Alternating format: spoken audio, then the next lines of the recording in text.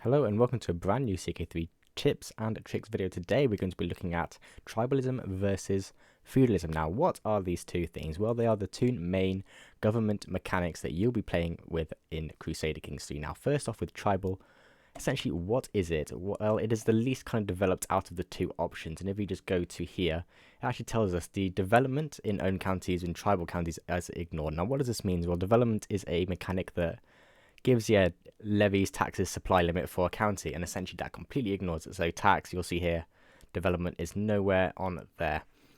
The other thing that tribalism does, as opposed to feudal, is it allows you to do raiding, and of course, if you're playing as a pagan count, especially the Vikings, that can be very, very, very powerful.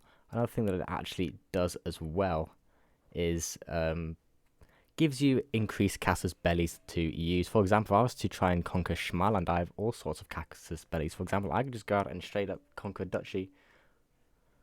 I can just straight up conquer a county because we are neighbours, and as long as they are my neighbours, and that also counts to the sea as well, then we can conquer them because we are tribal. Because of course, being tribal, strength of arm is the most important thing. But we also have access to some unique casus bellis. For example, subjugation wars. Subjugation, you're going to do it once in a lifetime, but you can basically take their primary title and vassalize them, which are very, very, very powerful. Especially because you can do whole kingdom levels. You're going to do it at the same title as you are at. Now, in terms of buildings, what does tribal buildings actually give you? Well, in terms of buildings, you can have, they're very, very powerful in the early game. As we can see, we've not even pressed play on January 8, 6, 7, and the first level, for example, let's take war camps. The first level gives you 20%, 10% on all of this. So as a preview this, we can very easily, within a couple hundred gold, 175 gold, and 550 prestige, you can essentially give your heavy infantry 40% damage and 20% toughness. So in terms of the early game, it's very cheap to get these buildings upgraded and to really get your men at arms absolutely loaded. In regards to, for example, if I was to go on to Varangian veterans with them, 40% of that, on top of the 5% from the holy site of Uppsala. Insane.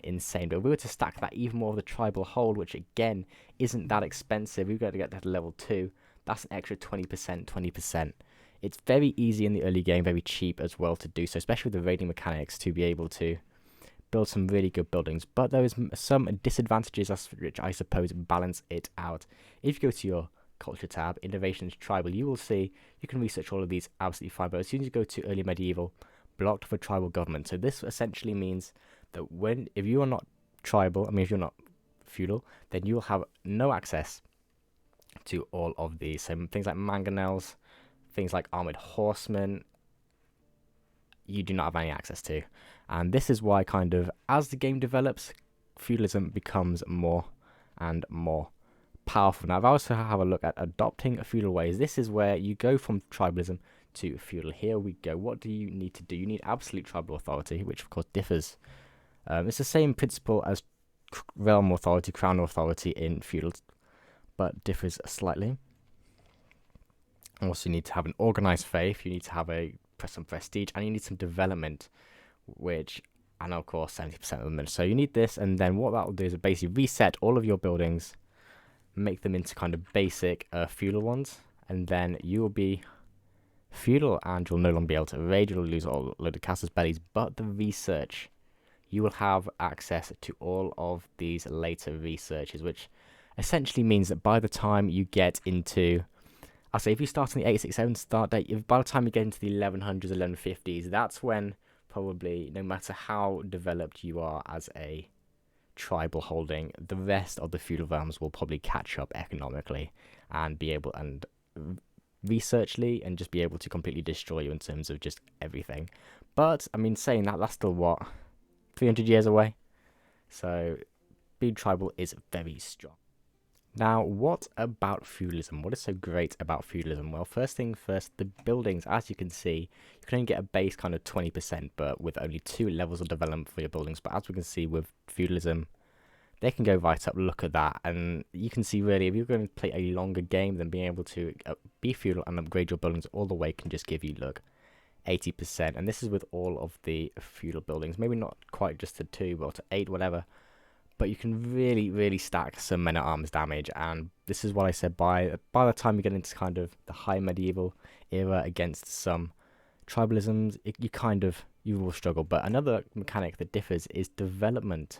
Here we can see we have 10 development in this county, so what does that mean? Well, from development we get plus 5% taxes, we get how many levies? Plus 5% levies, and so this is where development actually comes into its own, and that mechanic is very much useful, especially as we push to the late game. We're only in 1169 at the moment, nice.